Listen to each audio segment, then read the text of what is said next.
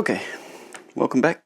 Today I have a brand new art supply that I just purchased that I thought I would share in the exploration process with you. What I have is Liquitex Professional Acrylic Ink. I have never used acrylic inks.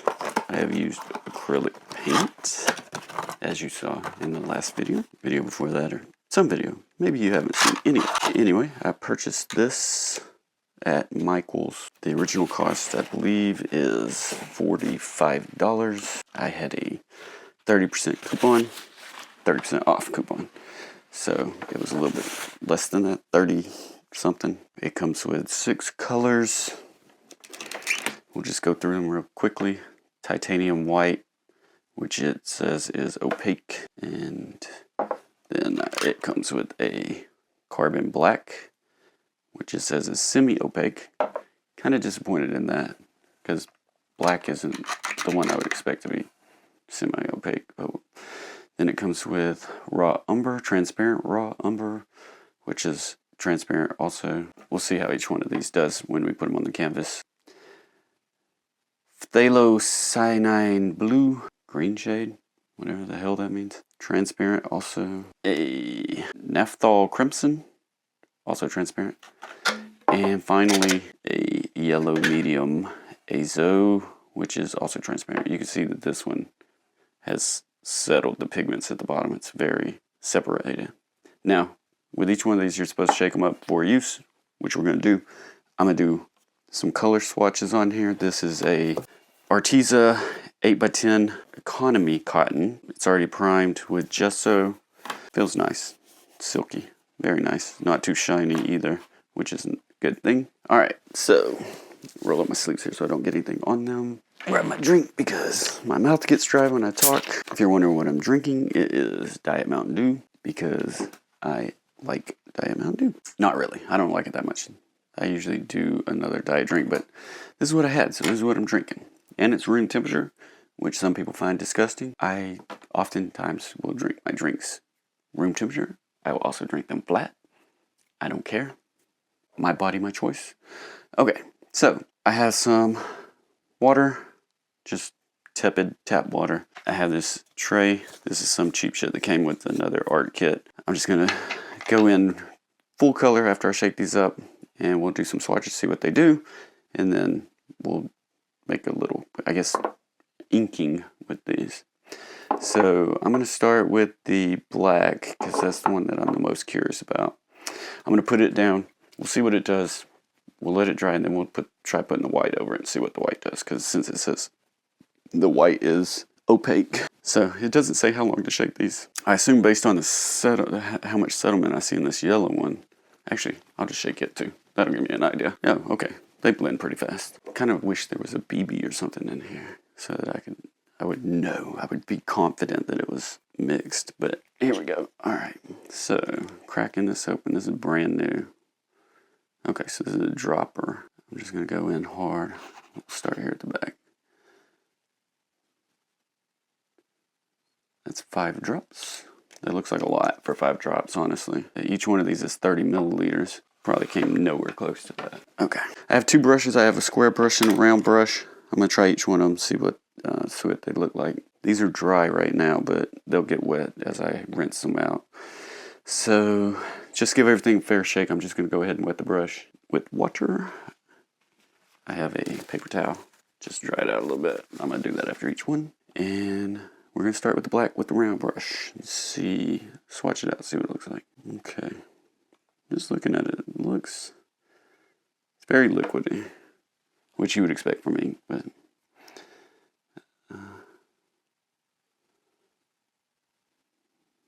like this canvas has gesso on it, and it seems to be not holding the ink very well.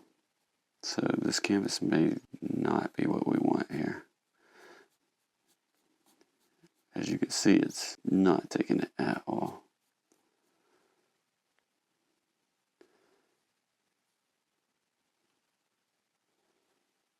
Yeah, it's just sitting on top of it. Okay, let me grab some paper. We'll do paper instead, because this is just sitting on top of this, which is weird because this is 4 inks too. But all right, maybe it's the gesso that they used. I'll be right back. Okay, I'm back. Now we have a large sheet of paper. This is just some mixed media BS. It's not like, I think it's, I don't even know. It was Arteza mixed media. Not my favorite thing ever, but we'll see. All right, try this black again. Where are we at? Okay, get this thing out of the way. We'll just swatch it. Okay, yeah, that's much better.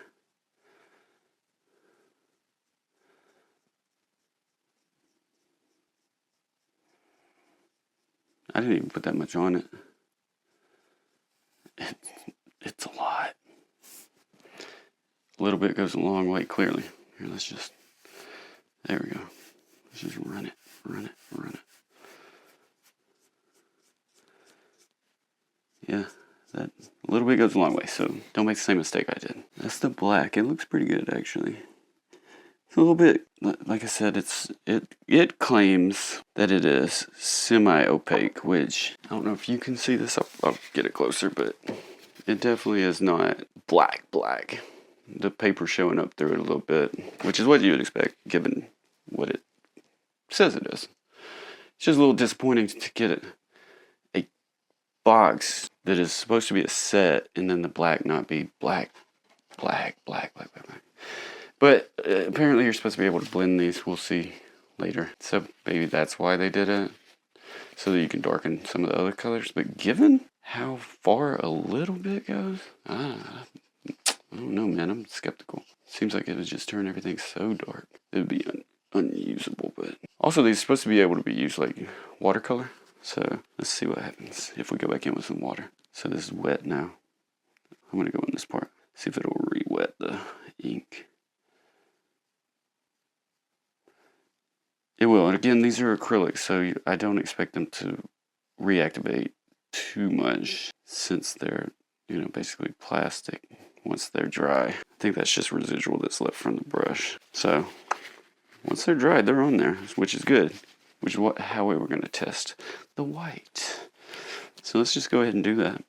Actually, no, scratch that. We already shook the yellow. And the yellow is transparent, so hopefully it'll look a little bit different than the black did. I don't know if there's any in the stopper, so I'm just going to squeeze it out a few times just to blend it. All right, 1, 2, and 2 is plenty. We did 5 that first time, and that was just way too much. All right, so, all right, yellow.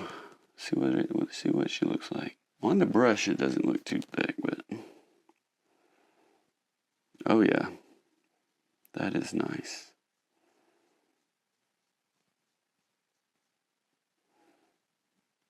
A little bit goes a long way with these.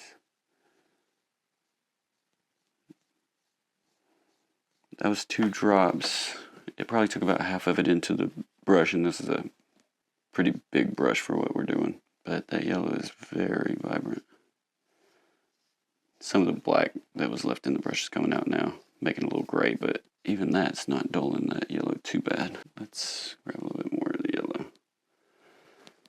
So the 2 drops have been fully soaked into this brush now. But as you can see, the yellow is very nice. This paper is not. This paper, which is mixed media, it's supposed to be able to do watercolor. Falling apart already. I just brushed it a little bit. So I would not use this paper for any kind of watercolor. Just to swatch these though, fine. It's fine. Everything's fine. Okay, so that's the yellow. Try to get as much paint out of this as possible. Alright, so we did yellow. Let's go with the red. Again, it says to shake them for use. Each use. So every time you go to pick these up after they've been sitting, presumably one would have to shake them a little bit to get the pigments mixed back. Look at that. Do you see that? It's just a wall of dried pigment there. That's less than ideal. Let me shake it again. That may come from the storage, whatever. Again, I got these at Michael's. They were sitting upright like they're supposed to, but who knows how they were stored. They might have been stored on their side. But that was a very thick wad of red, and I don't think that's going to fully dilute no matter how many times I shake it like this. So this may not be a fair shake to this color, but we'll see what it looks like. Again, 2 drops. Seems to go a long way. Taking it into the brush. This brush eats it up. The red's coming across pretty good. It's got pretty good pigmentation. Again, that big wad's probably, I'm just going to keep shaking it. That big wad of pigment's probably hurting it. So it's coming across a little pink where it's thinner. But when it's fully saturated, it is a nice bright red. With a smaller brush, like one would use for inks, I think it would look really good. When it's thin, it's definitely pinky. But overall, nice color, nice red when it's fully saturated. Now that I've knocked that pigment into the liquid, maybe it'll get redder, more highly pigmented. It was dense though, so don't know how long that will take. Let's see if the blue's doing the same thing before I shake it. No, blue looks like it's all the pigment's either already in the liquid, which is good. That's what you would expect. I was not expecting that big lump in the red one. Alright, the blue, again, says it's transparent. So we'll see how good this one is. 1, 2. The red's looking even better.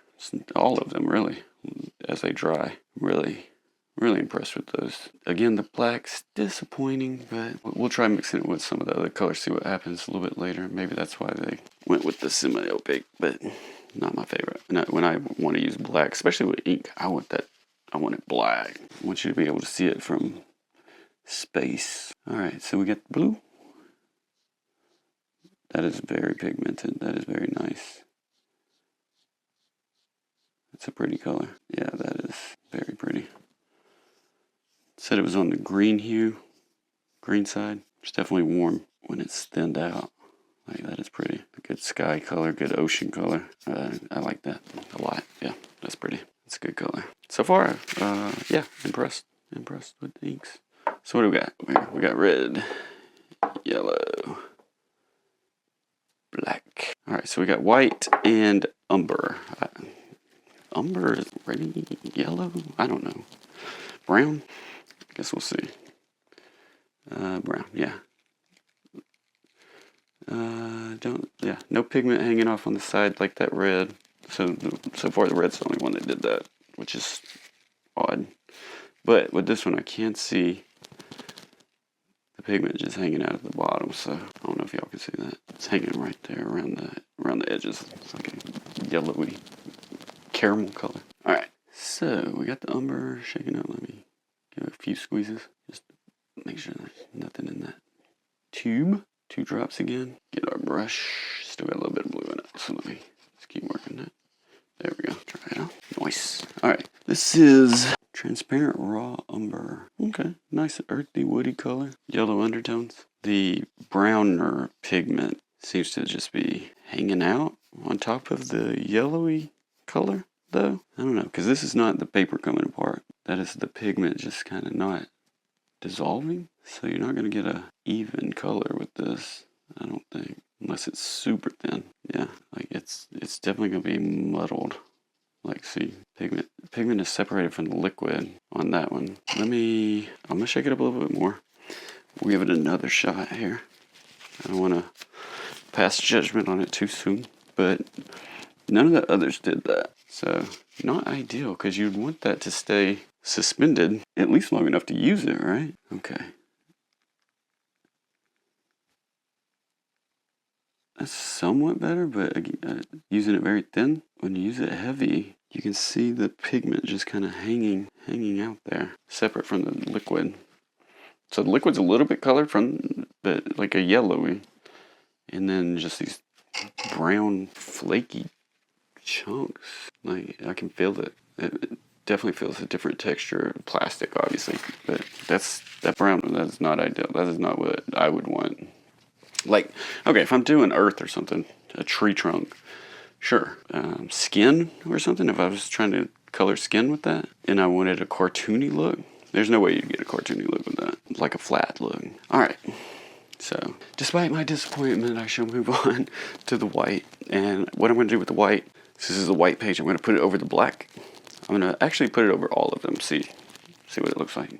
Just out of my own curiosity. White looks like it's, you know what? It does have a little bit of dried stuff. So I don't know how that's going to affect it. Hopefully it won't have particles floating around in it like the brown did, or the umber, whatever they want to call it. Okay, I'm going to use 3 drops since I'm going to put it over the other colors. Okay, make sure my brush is clean.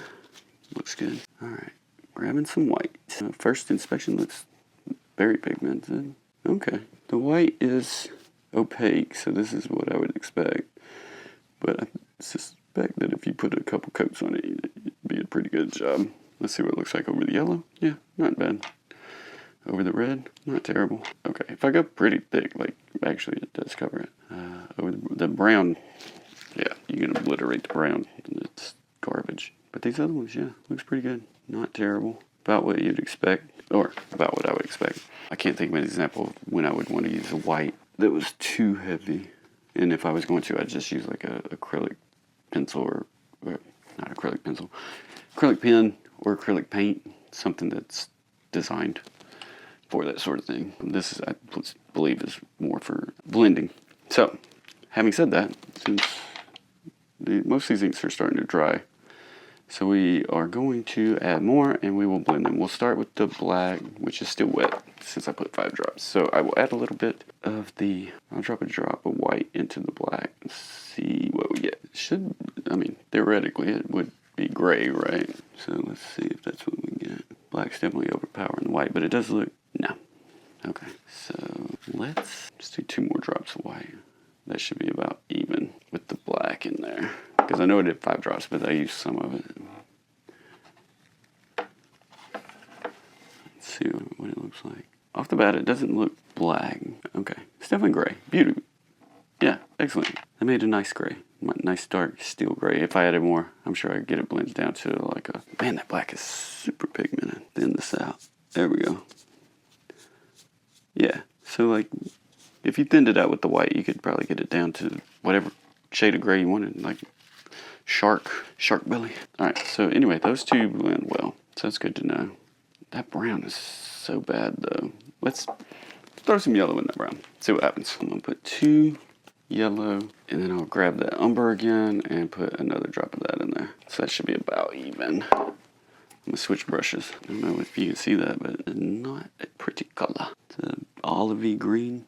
But again, the brown pigment, whatever it is separated. You can see that the liquid portion is way more yellow now. It's basically yellow at this point with whatever's floating in the umber. So the umber's trash. I want to give that yellow another fair shake because I feel like it'll be all right if there's no other. If you can get all the color out of your brush, I think that yellow will be pretty good. All right, so let's take.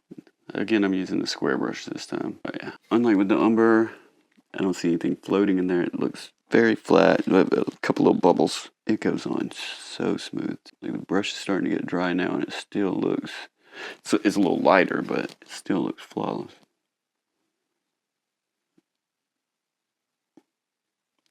Lighter, still pigmented well. Yeah, the yellows, that's quality, bruh. It's quality, bruh. Okay, so supposedly you're supposed to be able to use these like watercolor. So flip this around, and my water's dirty, so I'm gonna need to get some water. But I don't have another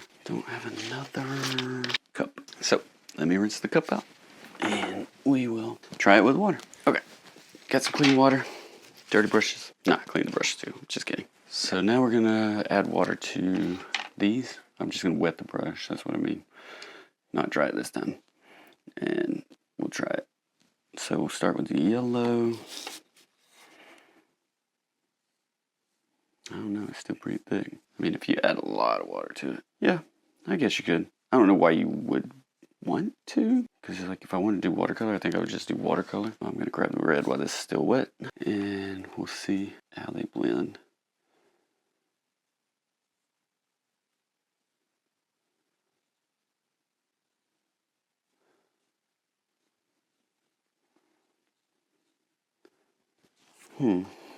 Interesting. You see the paper wicking the red. The pigment's not really blending though, like you would expect from watercolor to make kind of orangey. I'm going to mix the red into the yellow.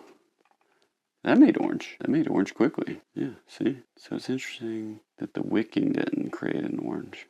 Oh, like maybe because they're acrylic, they dry too fast? Like the pigment settles too fast? Like I can pour red into it and make it more magenta. So that's interesting. Like I can reactivate it while it's wet. As soon as it dries, you're cooked though. You're done. Interesting. Let's see, that ugly umber green color. Let's take that. Let's just build off of this. Try using some of these things that we've already got. Drag that in. Give me some of that. Alright. I know I'm not talking right now. That's what happens when I start concentrating. What am I doing here? I have no idea. I'm just seeing what happens. Kind of liking this though. It's very insect-like. I'm just going to keep going. Try to incorporate some of these. Bring that, build, and develop. Now I'm just using up the colors that I've already put in here. It's not a lot. So we will see how far I get with this thing. Alright, we got our black, I guess. Yeah, this is our gray color. Too rough. We're just going to watercolor this out. See what happens. Again, the colors that are set. It's just as long as they're still a little wet, you can still blend. So that's cool. That opens up some possibilities, right? I don't want to overwork this paper since it's garbage, but just thinking out loud here. These are pretty interesting things to me. First time I've ever used this medium, so figuring out what it's capable of, what it's incapable of.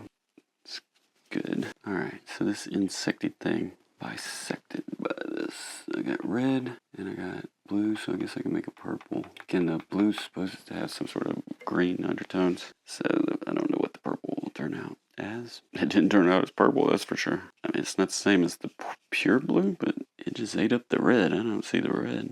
I don't see any purple elements to this, which is not what I expected. I expected a bright, vibrant purple. Okay, now I'm seeing, yeah, when it's really thin, you get some purple elements. Let me finish that color, whatever you want to call it. I would call this blue also, and not purple at all. Okay, now I got just a little bit of blue left, which I'm going to use. Soak it up in the brush here. I'll use it here.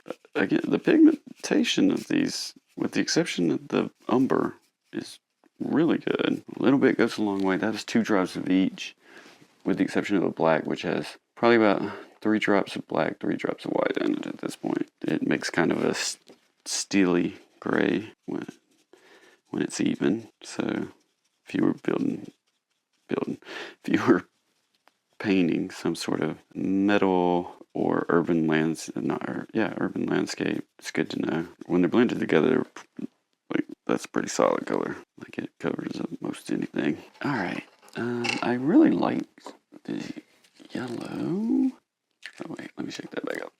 I really like the yellow. I'm gonna do 3. And the red, also 3. And then, even though I don't like it, I'm gonna throw that umber in there just because it gives an interesting shade. I'm gonna drop it right here with this blue. Alright, I'm just gonna keep playing. Y'all don't have to pay attention any longer. I don't even know if I'm talking to you or to myself at this point, because I don't know how much of this is even going to make it onto your audio. I have a script, I guess. It's not really a script. I got some notes about a subject that I want to talk about. I don't know if I'm going to do that. The idea is a little scary. Not that what I'm talking about is scary. What I'm talking about should be pretty normal for everybody, but it doesn't seem to be. Everybody's out of their freaking minds nowadays. Everybody wants to be some sort of, I don't know, expert about everything. And I feel like you don't have to be an expert about everything. Like, figure out what your interests are. Study those things. Let the rest of it, let somebody else whose interests lie there, let them be concerned about it. You don't have to be concerned about everything. Some things are outside of your element, you know? Like, a lot of things are outside of my element. I tried to do drywall one time. Well, I've tried to do drywall more than one time. But I was helping someone with drywall. And they wanted to comment on how I was doing the drywall. Sarcastically. Critically. Without it being helpful critique. So condescending critique. They commented on how I was doing the drywall. They said, oh, I've never seen anybody do drywall that way. Not like that. I said it way more polite than they did. And I was like, well, you have now. Ha ha. And then they just walked off. They still did not help me. They did not say, hey, this is the correct way to do it. So I still don't know how to do drywall. I know you don't do it with a hammer. That's about all I know. Or at least I suspect that's what he was trying to tell me. Which, granted, I know you don't do drywall with a hammer. I was just banging it into place, honestly, because it worked. It worked fine. I think his point was that you could just cut it more and then fill in the gap with mud. But he didn't say that. And I didn't want to cut it more. Because that's the worst part, man. Stuff's made out of poisonous gypsum. Like, more power to you if you're into that line of work. Like, I definitely understand why people pay you. Okay, so this, a monstrosity, clearly. This, had these not been there, I totally would have made that insect. That's even though I don't like watercolor, that's still pretty cool. And now that I know that they're not going to mix themselves, the red's not going to mix itself with the yellow, but you can mix it to get the orange that you want. That's pretty cool. So this is a mess. That's not. I'm going to flip this over, and I'm going to use this. I'm going to use this square brush, and I'm going to put down. Where's that black? I'm going to throw down this black. I'm just going to create like a voided shape so that I can fill it in and see what happens. So how smooth can I get that? The edge, pretty smooth. There's a certain amount of wetness that you need to get a smooth edge. Yeah. If it's too dry, it starts getting weird, and if it's too wet, it just kind of, it would take forever to dry. Alright, so I got like this voided shape here, i.e. this hollow spot. Let me give that a sec. Give it a sec to dry. And then I'm going to try to fill it in with one of these other colors. See, how easy it is to keep the colors in line. I'm not a great colorer. When I'm painting, what I do is I will outline, but then I go and paint over it, and then I go back if I want a hard outline after I get done with everything. Go back over it so that I have a strong edge. But that's not what I'm going for here. What I'm going for here is to see how well I can stay within the lines with this. Like, is it going to flow all over the place? Can I direct it where I want it? Do I need to direct it where I want it? Or can I go straight from the brush to the edge where I want it? And two, I'm going to go over the black and see how much the black shows through. So I just need that to dry, and while that dries, I'll just stick around and do something else. So I'm going to use the red for the purposes of this cover up, right? So, oh, I just touched my finger. I don't know how bad that's gonna stain. Probably bad. All right, so get the brush, get some red in it. We're just gonna go right up against that edge. Okay, yeah. You would definitely have to wait for it to dry completely if you're even gonna come close to touching it. Oh wow. Okay, well that's good to know. I mean, these dry fairly quickly, but because it was a little wet, it started to flow into the red, which was wet. You see it wicking. So even as I was pulling the red liquid away from the black, the water tension was pulling the black with it, which is interesting. So you definitely want to wait until it's 100% dry before attempting anything. This area right here is fairly dry. Let's see what happens. See if it wicks. And it's still wet here. Yeah. So the dry portion, the red is wicking into the black a little bit. I don't know if you can see that. Right here, you see these little darker areas. That's the red wicking into the black. The black is black enough that it's not really affecting it. But where the black was still just a touch wet, like it wicked into the red. So again, interesting result. Good thing to know. So if you're going to layer it, if it is dry, and you'll know when it's dry because it takes on a flat look. If it's dry, you can get a sharp line. The red is wicking into the black a little bit, but you can't really see it. I think once it dries, you can't see it at all because the black covers it or overpowers it. Interesting. I'm not trying to be boring. I'm just watching paint dry and saying interesting. I guess that's the level of my intellect. I like to watch paint dry. There's no scent to any of these, which is interesting. I mean, they're water-based, so you wouldn't expect it, but you never know with the pigments, what they're made out of. God damn it, just touched my nose. That's gonna leave a mark, literally. Yeah, no real scent to speak of. It does dye your skin if you touch it, but I mean, if you're into art at all, you're gonna have shit all over you anyway, so no biggie. But that answers one of my questions. You do have to wait till it is completely dry. So unlike acrylic paints, which can sit on top of each other even if they're a little wet without blending too much, these you definitely have to wait until it is 100% dry. But it does make a pretty contrast with the red and the black. Kind of a Japanese style look. I think I always wonder about these. What are these pigments? Like, these are plastics, but like, you have to dye the plastic on something. Is it safe? Does it cause cancer? What are these? So, messy. Let's see what else these can do. Alright, so that black is fairly dry. Let me shake this white up again. See how many coats it would take to make this white cover this black. Like, how opaque is it? Okay. Putting it on very thick. Actually, let me make sure this brush is 100% dry. Okay. So this is just the paint, no water. Seems thinner without water. Strangely. Like, oh, I made a mistake. I want to erase. How many times would I need to go over it? And the white pigment separating. Like, the bristles are filtering the pigment out, which is weird. Like, you see that? It's almost like, it's kind of gross, actually. It looks like milk that's gone bad. Is there a way to blend that better, I wonder? Okay, so you definitely have to go over it a couple times, but, you know, based on that, I don't think of it. I think you completely cover it with two. Oh, okay. What is happening here? Interesting. Now, why was that able to reactivate it? Hold on a sec. Let's go back over to the side here. And yes, I don't give a shit about the table. Alright. So, here's the black. I'm just going to put water, straight water. Give it a sec. Because that white sat on there for a second. And then it reactivated the black. So I'm curious. Because the box says that it's not supposed to be able to happen.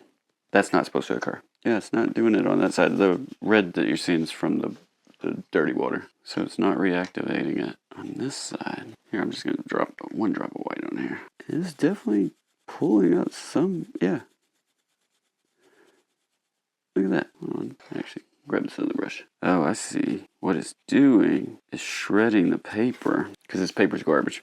But it's shredding the paper, and the black pigment is being redistributed with the white. When it's just plain water, like, it just kind of hangs. But when it's white, it blends. Interesting. That's weird. Did not expect that. Did not expect that at all. So, noted. Okay.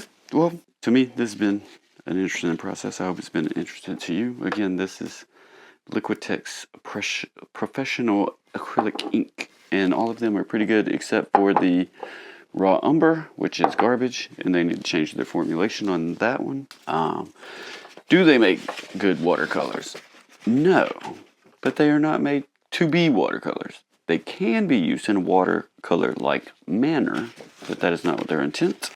That if you let them dry, you can get good solid lines, good contrasting lines, but you have to let them dry completely. And since they're water-based, that's going to take a hot minute. I think if I had to do it over again, I would not purchase these. I would get an alcohol-based ink, because for my purposes, when I'm doing anything in ink, I'm usually going for a certain look, which is, I want to say cartoony, but a more flat look, a more even color tone. This ain't it. Like, I don't want this kind of mess. I want clean lines. I want clean distinction between the colors.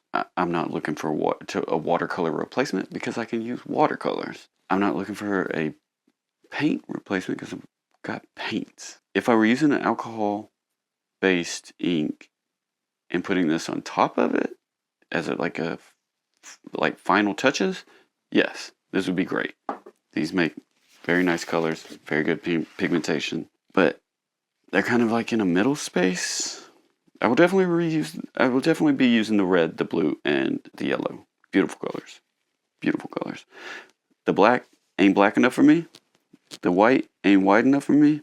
And the brown is just disgusting. So the Artesia canvas, I mean, it dried. It's on there, but it ain't made, obviously, for acrylic ink. Actually, I'm curious now whether this is made for acrylic paint.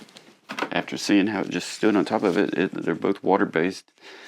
The gesso should absorb some water, which is the whole point, right? It absorbs a little bit of the water so that the plastics bond with the canvas so that your paint doesn't flake off. That don't look like it. Anyway, not trying to be too hard on everybody, but the Liquitex Professional, I would say, depends on what you're going for. If you're looking for in between watercolors and ink or paint, perfect. If you're looking for anything else, shop for something else. All right, love ya. Have a lovely day.